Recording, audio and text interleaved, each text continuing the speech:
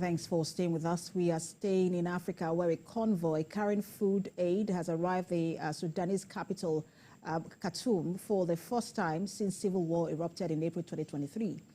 The country is currently experiencing the world's worst hunger crisis, and that's according to the United Nations, as a result of fighting between the army and the paramilitary rapid support forces. Aid agencies have long complained that security threats and roadblocks set up by the warring sides have hampered vital deliveries. In order for Thursday's breakthrough to take place, UN agencies and Sudanese community groups negotiated with the army and the paramilitary rapid support forces. The convoy consisted of 28 trucks. UNICEF, which sent 5 of the vehicles, said it was able to deliver life-saving food and health supplies to Al-Bashaya Hospital and other health facilities in Khartoum. African Union Commission Chairperson Musa Faki Mahamat has expressed concern over the post-election violence in Mozambique. In a statement, the AU chief called for a peaceful resolution of the escalating post-war violence or post-election violence in Mozambique, particularly following the recent pronouncement of the final election results by the country's Constitutional Council, which resulted in scores of people losing their lives. Expressing condolences to the bereaved, he appealed for calm and urged the country's security services to exercise restraints amid the violence and maintain law and order. The chairperson of the 55-member Continental Organization also called on Mozambique's government and all national political and social actors to seek a peaceful solution to the current crisis to avoid further loss of life and destruction of property.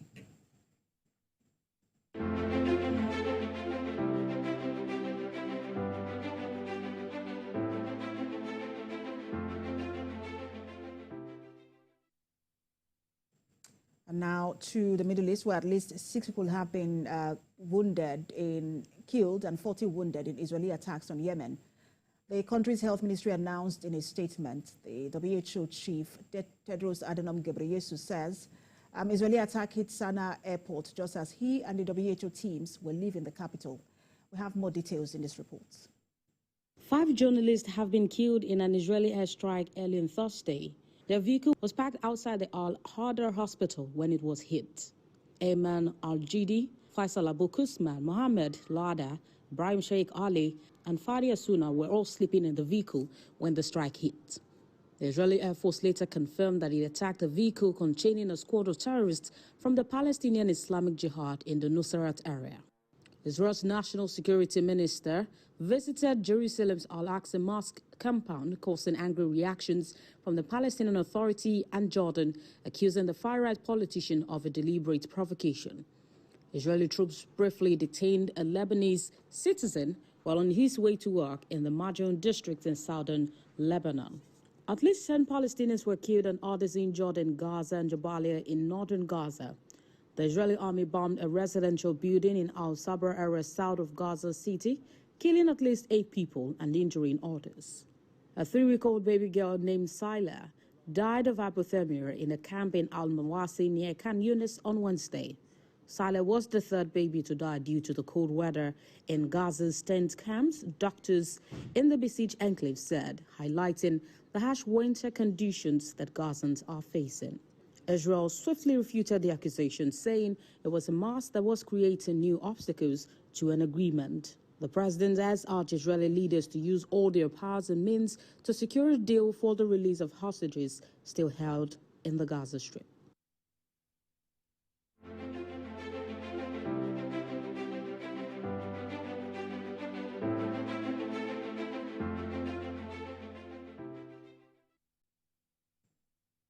Let's turn to Germany, where the President Frank-Walter Steinmeier announced he has agreed to Chancellor Olaf Scholz's request to dissolve Parliament and has set the 23rd of February as the date for the new elections.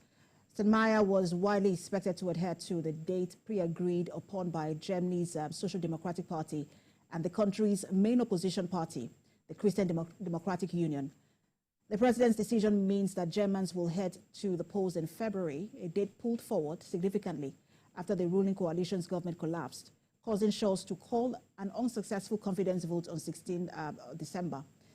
The Bundestag's vote of no confidence against Scholz last Monday was only the 6th since 1949 in the country, And it is the fourth time a German government's electoral term has ended prematurely.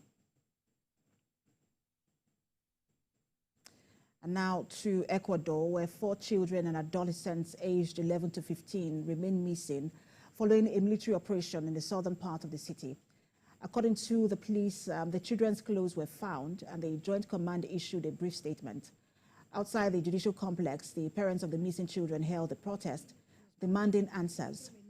On the night of December the 8th, a military operation took place near a shopping center in the south of the city. And during the operation, the military allegedly took the 4 minors to the Taura parish. The father of the 2 children received a call at 10:40 p.m. from a man who was with the 4 adolescents. Under pressure for answers, authorities said 16 soldiers had been placed in custody and were being investigated for the disappearance of the minors. Prosecutors say they are looking to charge some members of the military with forced disappearance in the case. And scores of anxious families of the passengers aboard the Azerbaijan plane that crashed near Aktau, Kazakhstan on Wednesday are desperately waiting for news of their loved ones. Of all the 67 people on board, 38 were killed in the crash and 29 survivors, including 2 children, were pulled from the wreckage.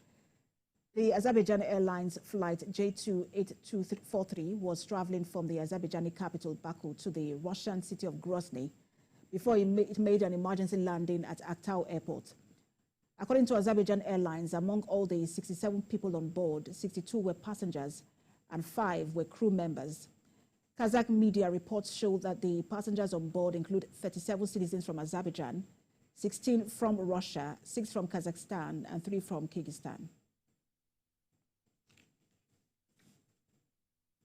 And in South Korea, the National Assembly has voted to impeach acting President Han Duck-soo, and that's less than 2 weeks after he took over from President Yoon Suk-yeol, who was impeached for his botched imposition of martial law. A motion to impeach him passed unanimously in 192 to 0 votes, marking the first time an acting president was impeached by Parliament. Han will be suspended from his duties as soon as the impeachment resolution is delivered to him, putting Deputy Prime Minister, Finance Minister Choi Sang-mong in his position to serve as both the acting president and the acting prime minister. The impeachment motion against Han was introduced by the main opposition party, that's the Democratic Party, the previous day after he refused to appoint additional justices to the Constitutional Court that will adjudicate Yoon's impeachment trial.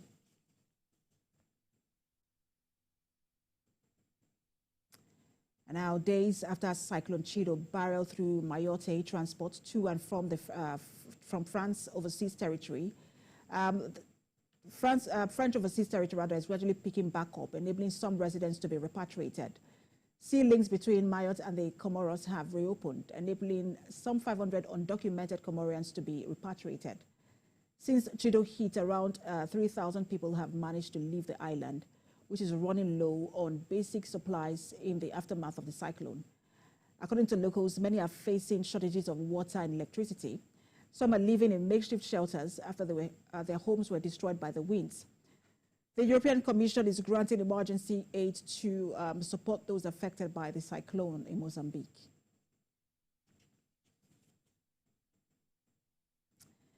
Now, former Indian Prime Minister Manmohan Singh, considered the architect of economic reforms that opened up the world's most populous country more than 3 decades ago, has died at the age of 92 years. India mourns the loss of one of its most distinguished leaders, Dr. Manmohan Singh Ji, who wrote current Prime Minister Narendra Modi on X said Singh led India for a decade from 2004 to 2014. Facing soaring oil prices, billions in debt, and dwindling foreign exchange reserves, India ushered in landmark reforms on July the 24th, 1991. Singh effectively ended India's economic isolation, dismantled licensing controls and trade barriers, devalued the rupee, and broke up state monopolies. Supporters point out major achievements of Singh's government, such as pulling millions out of poverty with social sector schemes. He was taken to the emergency room on Thursday evening after losing consciousness at home. He was then declared dead at the hospital. He had been receiving treatment for age-related illnesses.